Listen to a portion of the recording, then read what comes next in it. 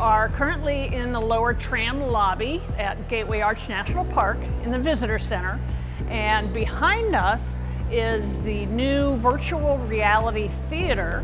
We are offering a brand new activity for Arch visitors, and we're really excited. It's very popular, and it's a different way to tell stories.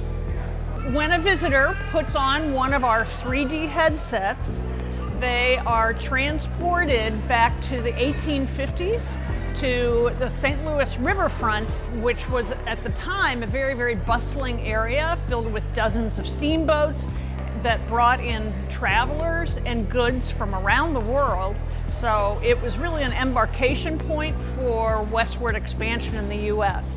And the visitors will be immersed in the sights and sounds through what they see and hear through the headset. This production was very complicated. It's more than a year in the making. We hired a company called Time Looper out of New York that creates these 3D experiences.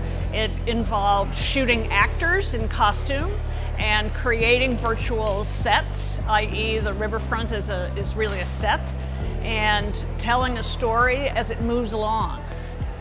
We have traditional storytelling methods here at the Arch. We have a lovely museum that tells a lot of the story of both the history of St. Louis and of the United States.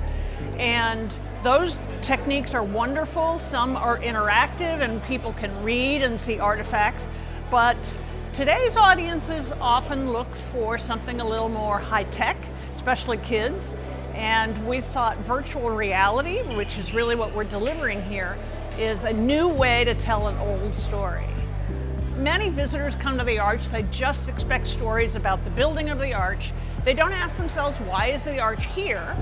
And it is here to commemorate the vision of Thomas Jefferson, who had the idea of exploring the western United States, but also of the many pioneers, mountain men, enslaved people who helped build this country.